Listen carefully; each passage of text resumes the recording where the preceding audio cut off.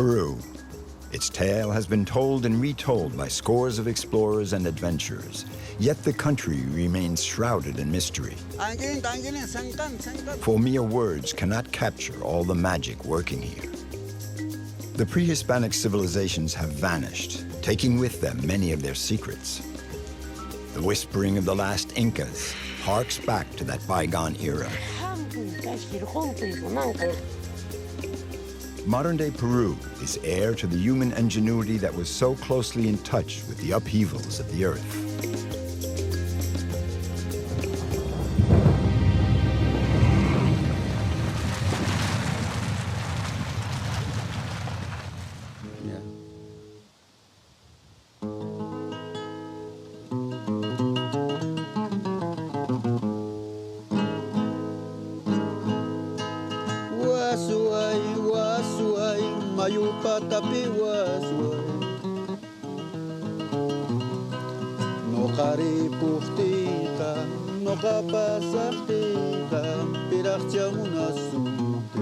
The story of Latin America is also that of the Quechua language.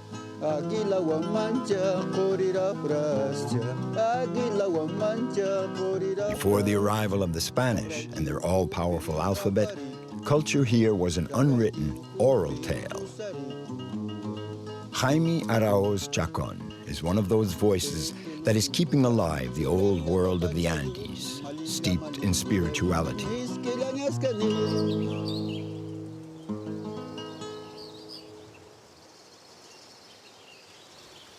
Today, Jaime is on his way to Misminay, a little village 50 kilometers from Cusco.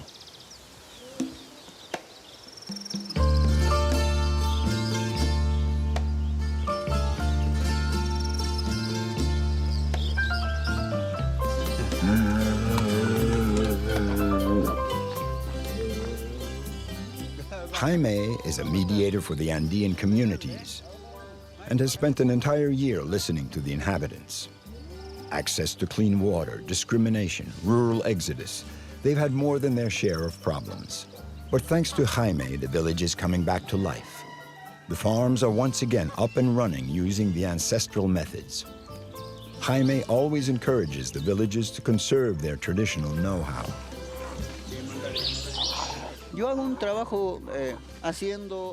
My job is to support and accompany the indigenous communities and farmers, to listen, to analyze, and to act as an intermediary, a spokesman to give a voice to these communities. This is one of my roles.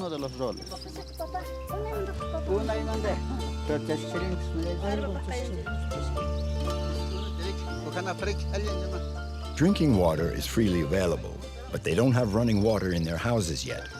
So mornings in Misminay are marked by the constant comings and goings around the fountain.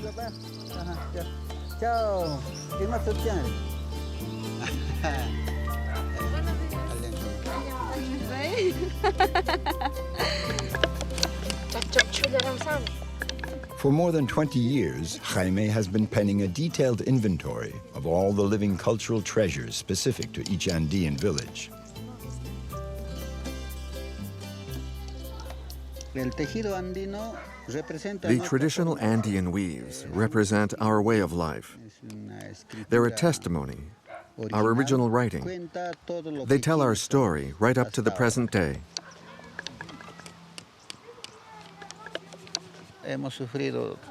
All the people of the Andes have suffered discrimination on account of the clothing, the color of skin, because of illiteracy. So we have suffered for all these reasons, and it's still going on. It's not something in the past. No. To avoid this discrimination, we've abandoned our own clothing and adopted other styles. But doing that is even worse. We disappear. We end up being nothing.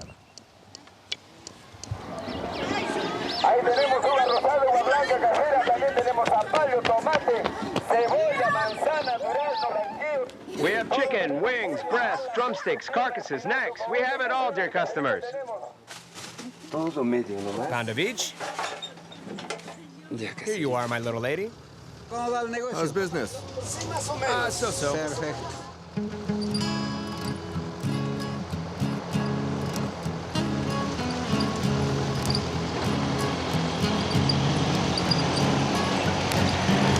Uno. A ver, caserita, tenemos fruta para sus niños, verdura para que cocinen, pollo, pescado, casera, granaría, granada, sandía, tomate, zapallo, cebolla, zanahoria casera tenemos, pollo, ala, pecho, espinazo, cogote y cazuela tenemos, calentísimo.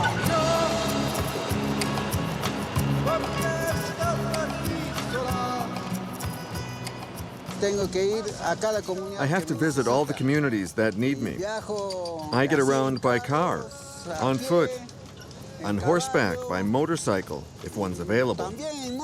Whatever comes along. Buses like this one are my home away from home.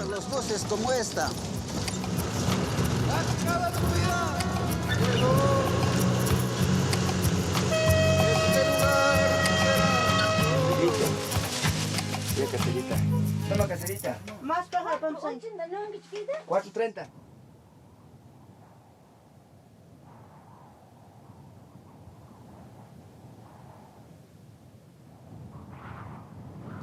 Necesitamos enseñar al mundo. We need to share our teachings with the world.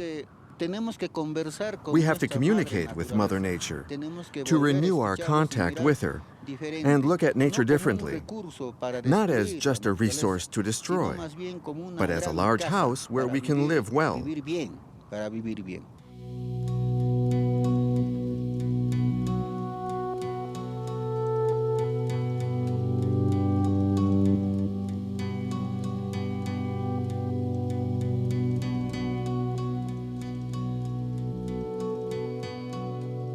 The mountains of Peru are full of treasures. For thousands of years, the locals in Majas have been working the salt pans carved out by their ancestors.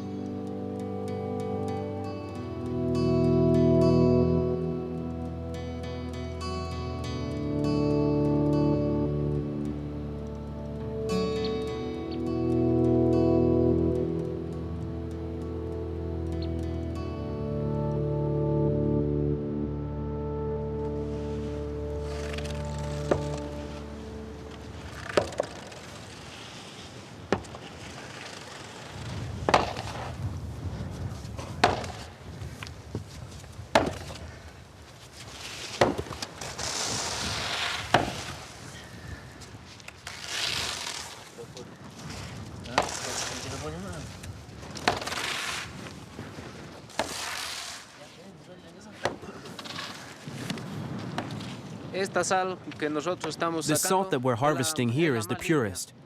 We use it for human consumption. It's called fleur de sel. Then we have another darker layer of salt that we scrape up last. We use it for fertilizer, for the plants, and also as medicine. It has good medicinal qualities. The 520 families of the community work together as a cooperative. They share the land and the work, respecting the Quechua system of mutual aid called Haime, strength in solidarity.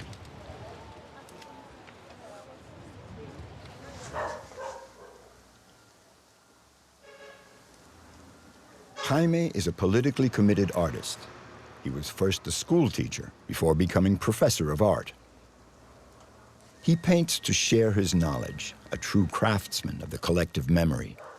His works are not for sale, they're intended for those who can't read. He makes ritual agricultural calendars, veritable encyclopedias specific to each village.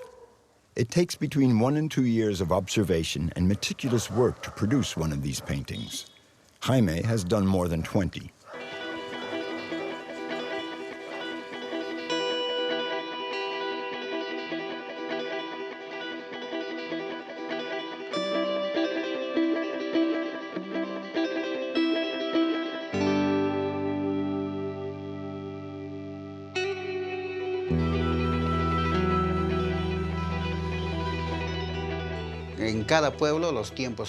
Each village has its own notion of time. Each community has its cycles and way of living, their way of making clothes, of building their houses, their own customs and traditions. So each village has its own calendar. It gives an overall view of our cosmovision: Andean, Quechua, Aymara, and Amazonian.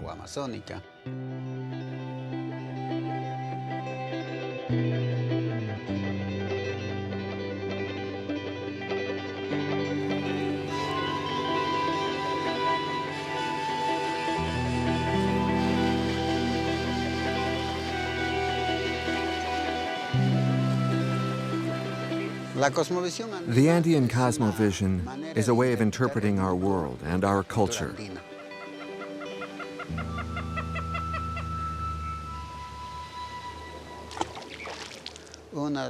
To get a clear picture of our cosmovision, think of a well. When you drop a pebble in, it makes waves that always go from the center outward. Once they reach the wall, the waves come back. We do the same thing when we deepen our knowledge. Once we reach a certain advanced level of understanding, we must return to the essentials, the basics, to be able to pass this knowledge on. Otherwise, we would never be able to teach. The site of Morai symbolizes the Andean cosmovision. This was a research laboratory where the Incas created new species that could resist the cold and the altitude. They were able to recreate different microclimates thanks to this configuration of concentric terraces.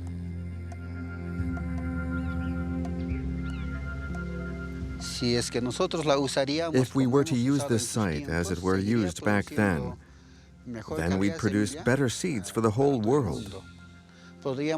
We could once again start to learn from this site.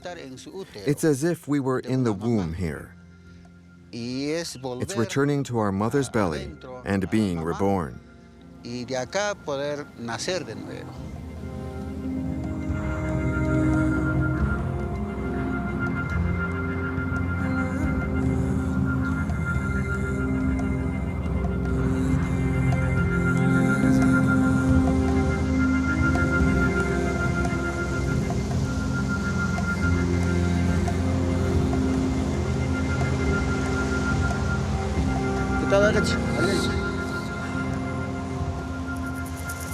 Jaime is setting out for an encounter with a remote community, the Kikos. Their village of Kikos, 4,200 meters up, has just recently been made accessible with a dirt road. Before, they were isolated from the rest of the world.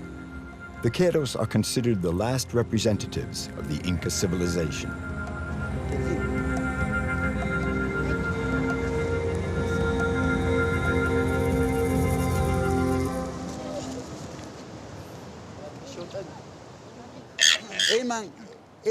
What's his name? Mestiza. That's a fine alpaca. How often do you vaccinate them? Every 6 months.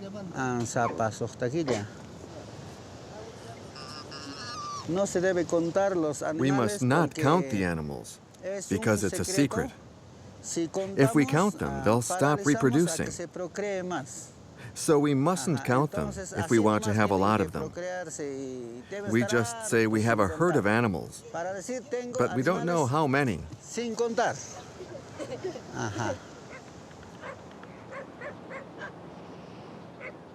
In the course of a year, Jaime will spend 1 week every month in this village. He will eat and sleep with each of the families. He will listen to what they have to say, but he will also warn them of certain dangers. Mining prospection, evangelistic missions, the shrinking of the glaciers. There's no shortage of worries. So, my brother, tell me about your life. We will speak and open our hearts to one another.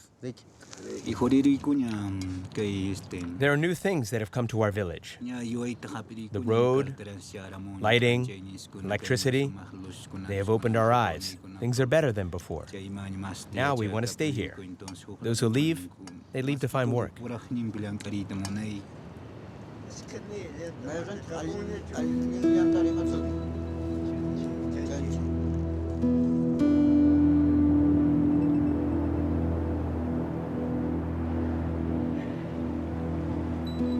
Kikos want to show Haime a very important site, a sacred cave known to only those initiated. They're going to perform a ceremony there to help Haime in his work.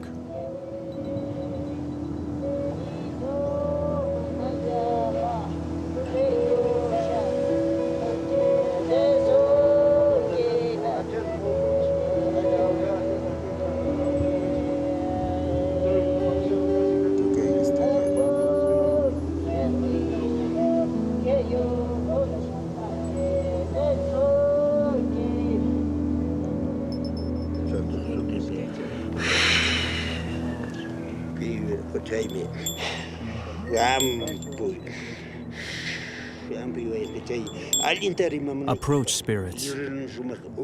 Come take care of our little brother, that he always be welcome everywhere, even in the big city. That he be blessed with gold and silver. In the name of all the spirits.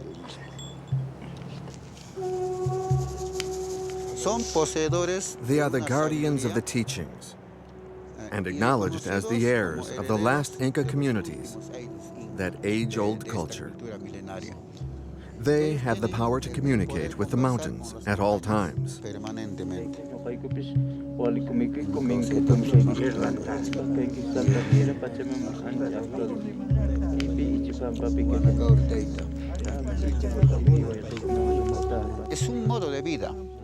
It's a fundamental way of life, an ongoing conversation with Mother Earth, with the Apus, the mountain gods, and other guardian spirits. The dialogue with them is absolutely essential, crucial. If we don't express our spirituality, we cease to be ourselves. We lose our culture, which gives birth to our music, our clothes, seeds.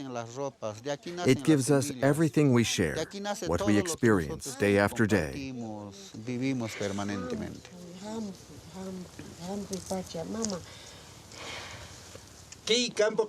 On our land, the land of the Kikos, we don't use any chemical substances. Our potatoes and other produce are natural. This is why we perform ceremonies with offerings to the earth. It's to thank her. We perform them as they were done in the time of the Incas. We treat the earth with respect, and we do it in secret.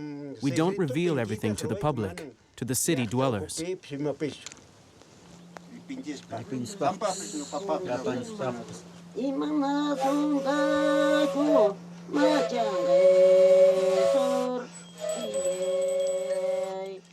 Dominga is the chosen one of the spirits. She has a special role in the community. It's her duty to summon the Apus, the mountain gods.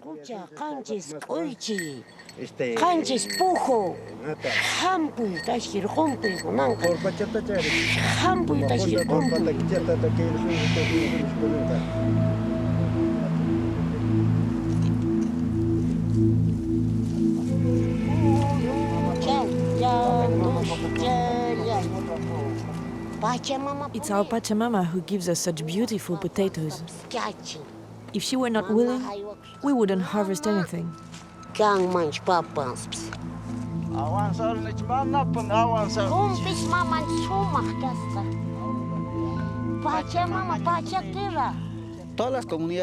The danger for all communities with a cultural heritage is alienation, acculturation, assimilation into the dominant culture.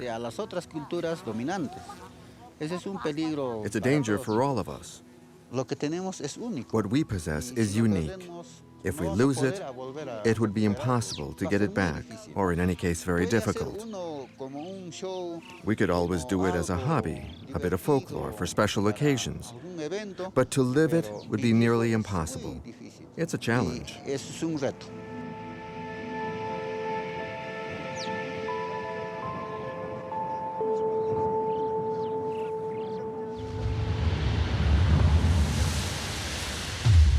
To speak to the mountains and listen to the earth.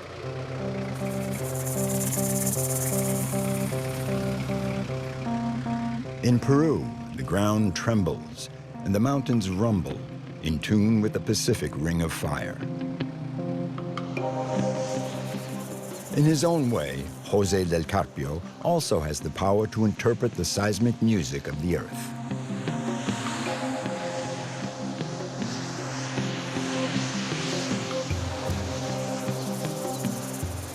The Pinchoyo geyser, over 4,300 meters up, spits jets of steam heated in the bowels of the Earth to over 85 degrees Celsius.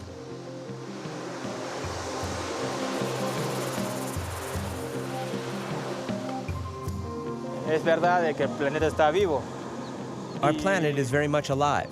Vamos a hacer unas lecturas. We take measurements, y ver cuánto de we take its temperatura tiene la temperature to Tierra. see if it's sick or healthy. Si es que está enferma o está In fact, sana. Pero en the realidad, activity generated la in this actividad que zone se genera is en caused esta either zona by the volcanoes or puede by ser the por Earth's causas internal volcánicas, dynamics. Estamos frente a un volcán y también por la dinámica interior que tiene la Tierra.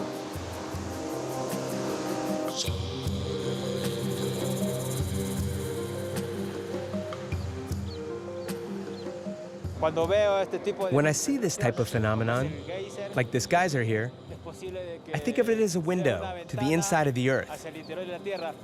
And I'd like to go through it to see what's there deeper down. It's moving, and it fascinates me as a scientist. And that's why I love my job.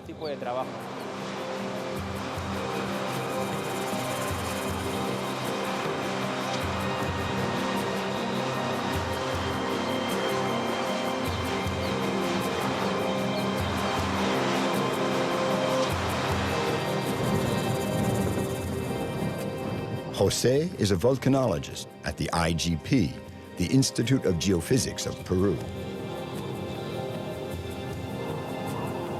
He's in charge of monitoring the seismic and volcanic activity in the southern part of the country.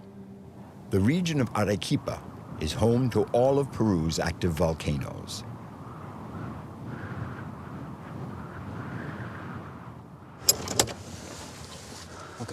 José, assisted by Omar, is going to monitor the Sabancaya volcano. Its name means tongue of fire. La sismología, en otras palabras, lo que hace This seismological device here records the pulse of the Earth. es registrar los latidos de la Tierra.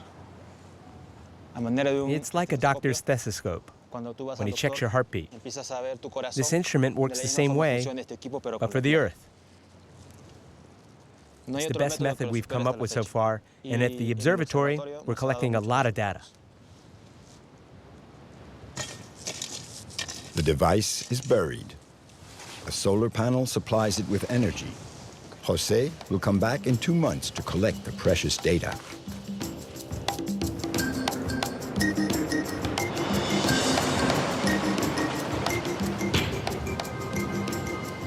The Colca Canyon is the second deepest in the world, 3,200 meters from cliff edge to river, twice the depth of the Grand Canyon.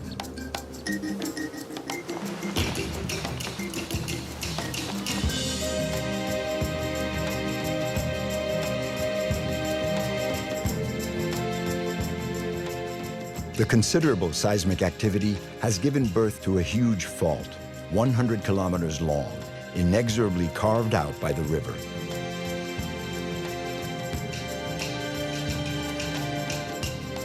This geologist's paradise has also attracted condors. There are more than 40 nesting here. Their 3.5-meter wingspan allows them to soar effortlessly.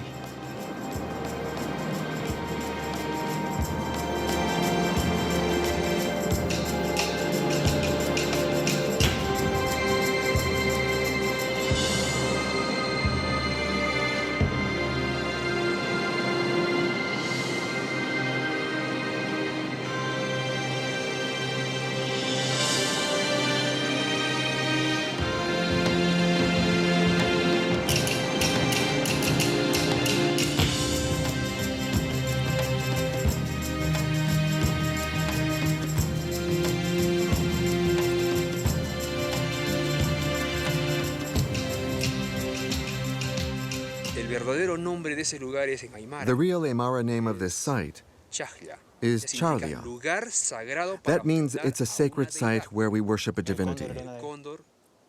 The condor was very important for the people here, and still is, even today, because it represents the world above, or the soul of a person after death. And where do souls live in the Andean beliefs? In the mountains. And where do condors live? In the mountains. The condors were here before the Incas.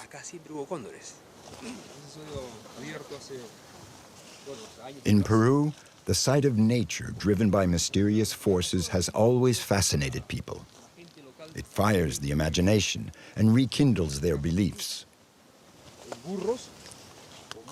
The Incas always considered mountains and volcanoes as sacred sites. During our expeditions, we've come upon mummies in fetal position at the bottom of ravines and inside craters, because they believed that volcanoes, as well as mountains, were the bowels of the earth. Placing their dead in these sacred sites was their way of sending them off to another life. Era regresarlos a otra vida.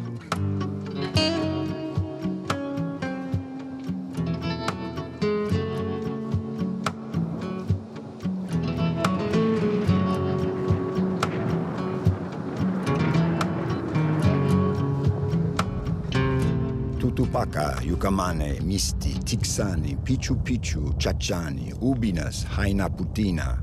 This is not an incantation, but the melodious names of the volcanoes, all very much alive. Their breath tints the sky. Their rumblings make the altiplano tremble. They all inspire the fear of a massive explosion. A few, like Ubinas, are monitored very closely. In 2006, the population living on its slopes went through living hell. A huge cloud of hot ash engulfed the village of Querapi.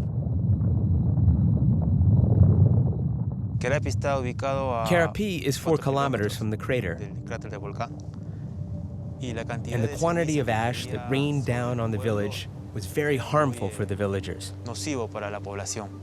In 2006, it was a scene of total confusion.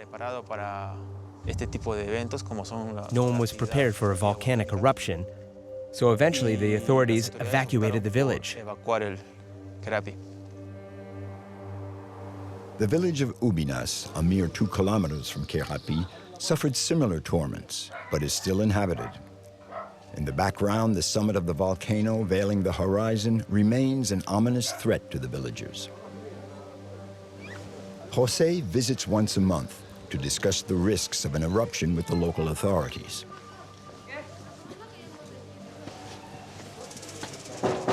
Claudio. Hola. ¿Cómo estás? Ubinas is in the orange alert zone on this risk chart. We're going to downgrade it to yellow alert. It will put the villagers more at ease, right? Yes. The people here are well aware of the danger.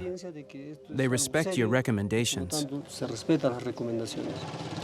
Jose can always count on Melquiades, one of the villagers, to lend a helping hand. He's been climbing the volcano since he was 7. I'm always curious to climb up Ubinas and see what's down in the bottom of the crater. I've always liked that. I go up there a few times a week. I've gone up 3 or 4 times this month, all on my own. Nobody asked me to do it, but I wanted to see the crater lake. I'd never seen it. It's beautiful. It's one more experience, and I'll never forget it. What day did you go up? When did you see the lake? April 3rd.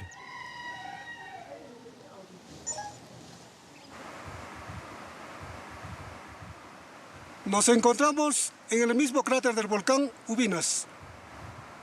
Observamos en el fondo del cráter del volcán Ubinas una laguna natural. Ahí observamos.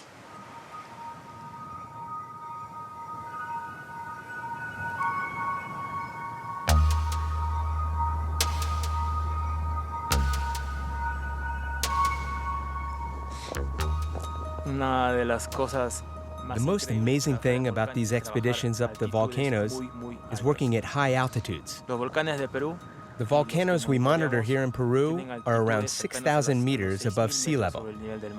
It's exhausting, but it lifts our spirits to know that we're working for the common good.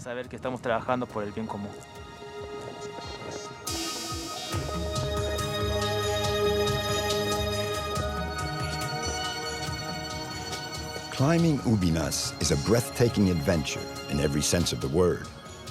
At more than 5,600 meters, the air is very thin.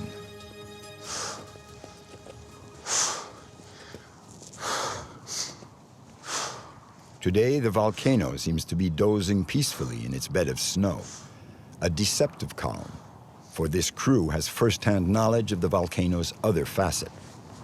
On August 6, 2015, they had front-row seats when the volcano offered them a stunning spectacle. Nos encontramos en el mismo cráter del volcán Ubinas. Observamos los impactos. Está muy caliente.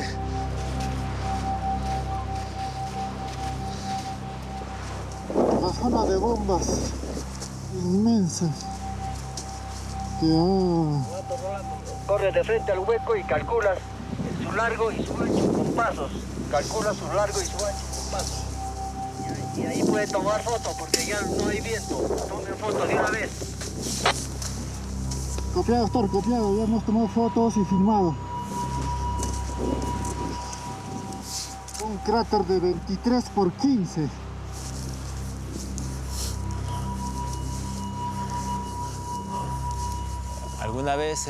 Once we were working in the volcano, and they warned us on the radio that the activity had jumped, and we were right there in the caldera.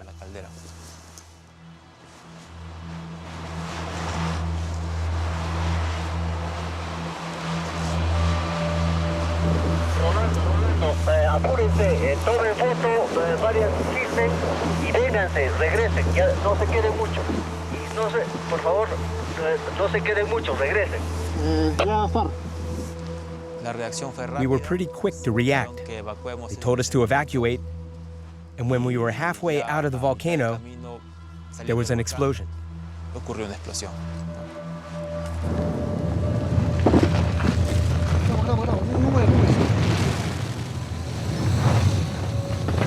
Son las 8:48 minutos. Nuevamente hubo una gran explosión en el volcán Ubinas, así como estamos viendo en estas imágenes. Esta es la explosión. Saca foto.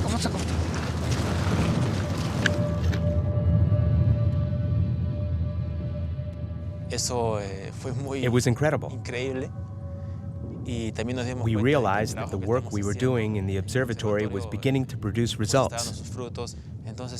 So the risk that we, a handful of scientists, are taking help us on other volcanoes like El Misti, which has a huge population nearby. El Misti means the gentleman. 1 million people live at its foot. It awoke in January 2016, emitting very noxious gases, a huge risk for the population of Arequipa, which is growing constantly and keeps settling closer to the Colossus.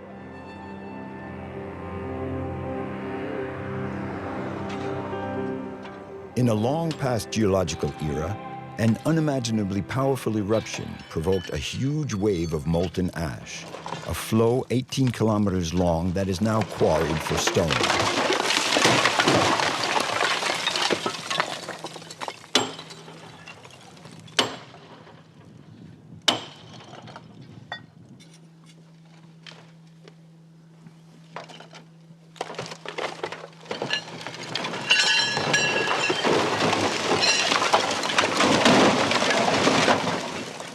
This soft stone was used in the construction of Arequipa and gave it its nickname, the White City.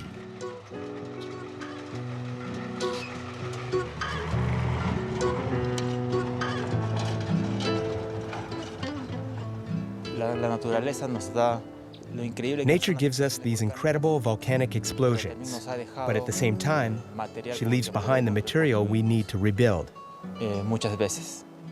Over the decades, with all the seismic activity that has occurred in Arequipa, the cathedral was destroyed and rebuilt countless times. These are the two things that life offers. It gives, and then it takes away. And that's the essence of our existence.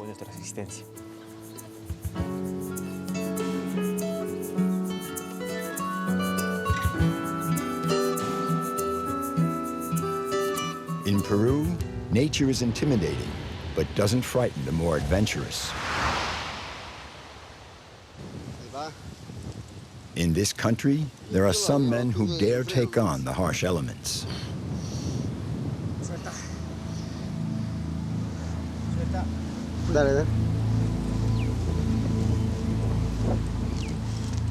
Growing up in the Andes gives one a vertical vision of the world. Ya, lo tengo.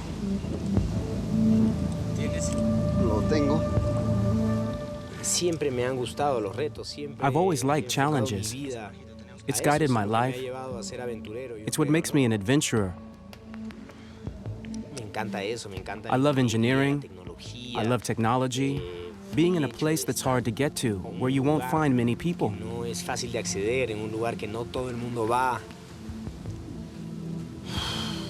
There are so many things that inspire me every day. Everyday life inspires me. Welcome to the everyday world of Ario Ferri, a man held aloft by his soaring imagination.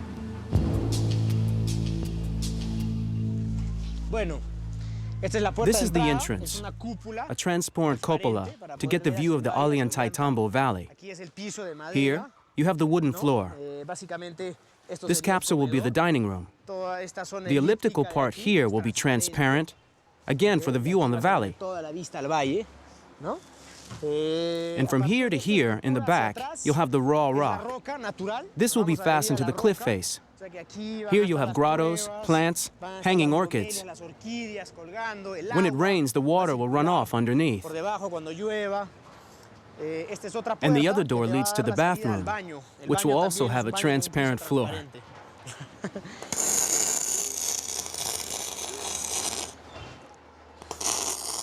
Artist, craftsman, and self-taught architect, Ario has never abandoned his childhood dreams of fortresses and tree houses.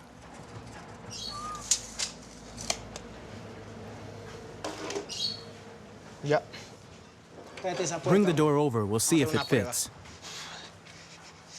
Inspired by tales of adventure and space exploration, fascinated by his nights spent hanging from a cliff, Ario brought all his passions together to invent a system of inhabitable pods, futuristic shelters clinging to the mountainside. Firma. Ya, sí es, esta es. Perfecto.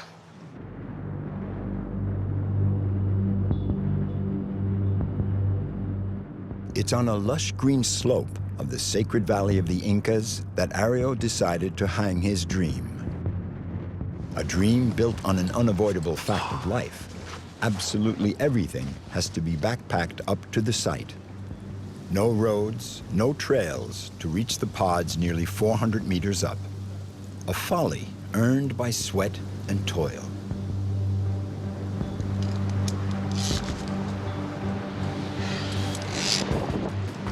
It's a pharaonic project, which began with installing the Via Ferrata. 900 metal bars fixed to the cliff face to facilitate the ascent. It takes an hour and a half to reach the site. Ario can always count on his good friend Americo, a mountain guide like himself. The story of this Via Ferrata began when I first came to the valley. I was staggered by the beauty of the mountains here. There wasn't many mountain activities, and it seemed to me that the time was ripe to launch an original venture. I wanted to spend as much time as possible in the mountains. But with trips of several days, I was away from my family for too long.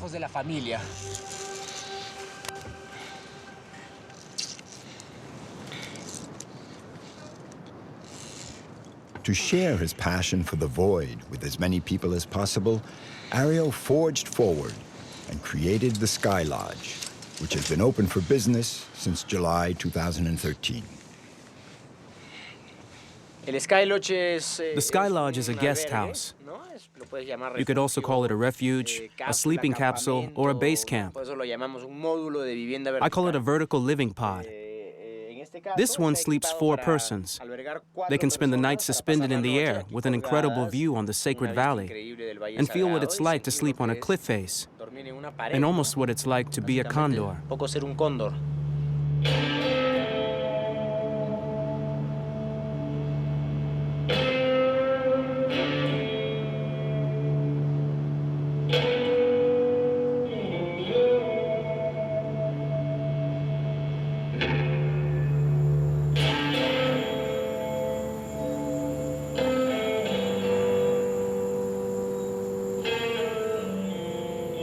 2 of the 3 pods are for the brave guests.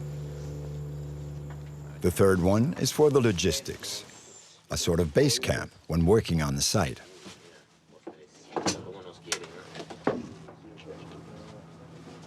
Una sopita caliente, qué rico.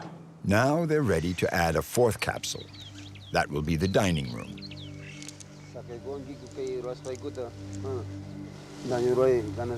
Please bless what we are making. My brother and I offer it to you with our hearts. Watch over us. Gracias, Kuno. Le pedimos permiso para hacer un hueco. We kindly ask your permission to drill a hole.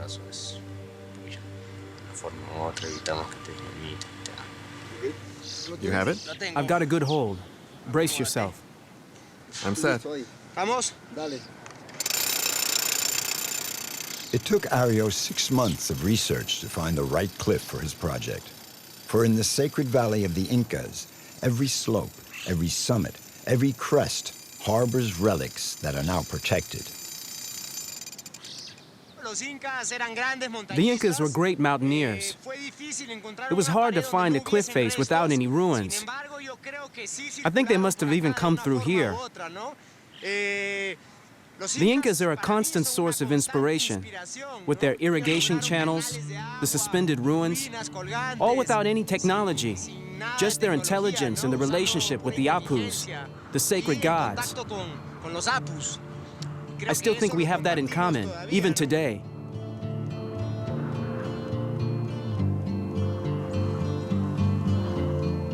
The Incas were master builders who overcame all the obstacles to living in the high mountains to better rule over the plains.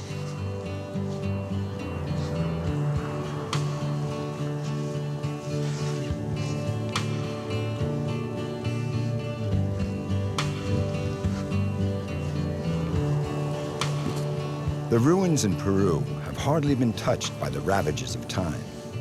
They are a testimony to the ingenuity of those visionary architects who, like Ario, challenged the limits of the possible and erected unthinkable structures in the most improbable places.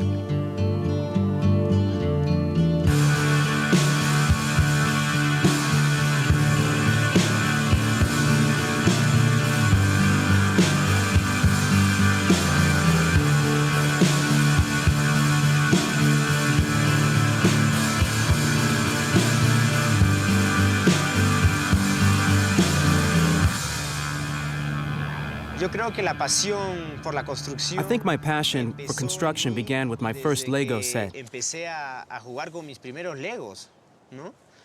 That, plus I was living in a place where the only way to have anything was to make it yourself. We didn't have any money to buy things, and everything had to be brought in from far away. There weren't even any stores. So I've been doing this all my life. I've always built what I needed as I went along.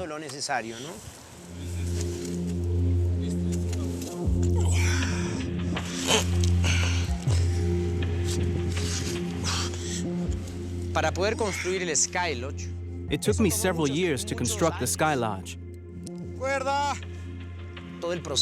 First, we had to find the materials, which didn't exist in Peru at the time. Then there was the design and the engineering, and at the same time the location spotting, testing the sites to see how the rock fractures.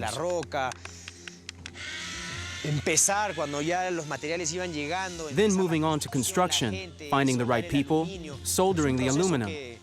It was a whole process that evolved as it went along.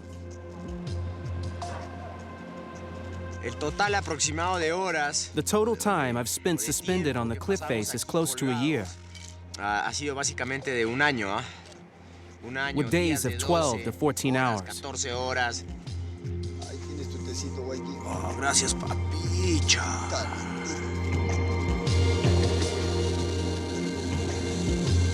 Yo creo que la pared y nosotros ya. My relationship with the cliff face is very intense. Larga.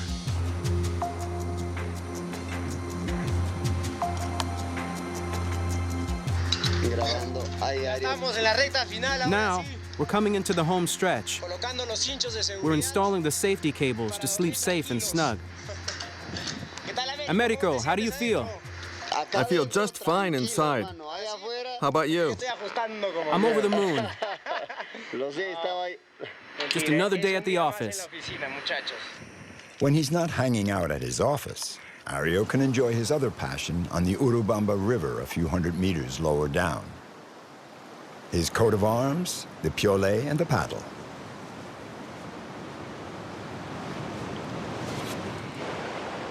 Driven by his lust for life and fueled by adrenaline, he still has the taste for risk and exploration acquired in his childhood when he capered about the peaks of the Cordillera Blanca. A jack of all trades, he used to be a whitewater guide and spent 15 years running rivers the world over.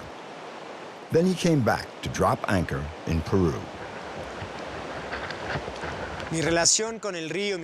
Speaking of rivers, I'm like a fish in water. When I used to work on the river, I couldn't even last a single day out of water because I felt as if I were drying out. I was anxious. Something was missing. I had a kind of craving, and it was a craving for water. It's thanks to the kayak that I am the person I am today. The kayak formed me as it forms a wake in the water. It's a birthday party here on the banks of Lake Purai. Ario is 36 years old. He's a father of 3 children, and he's celebrating several full lives already. In Peru, they celebrate special occasions around a pachamanca, meaning earth pot. They heat stones for 5 hours, then the food is cooked in direct contact with the elements.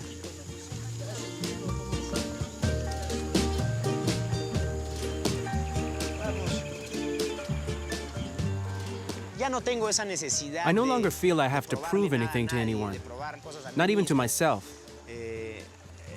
I prefer to have some fun with my children than go off and do something really extreme. I think that's part of the physical and psychological changes a man undergoes when he becomes a father.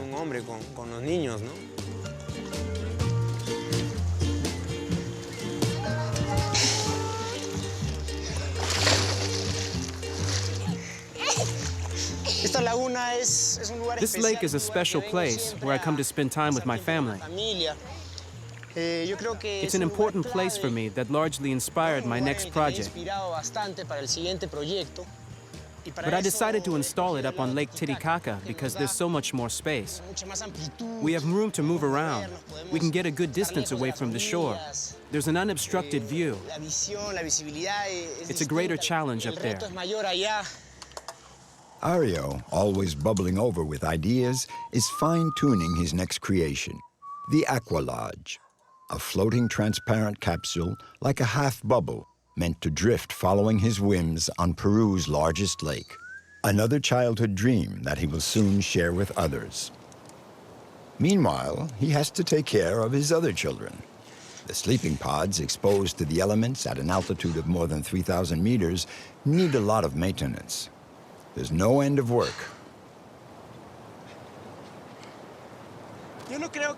I don't think I'm crazy. What's crazy is wasting your life staring at a computer 8 hours a day. For me, this is just fantastic. This is real living. Nature. This is what keeps us alive, what gives us energy and the will to go on.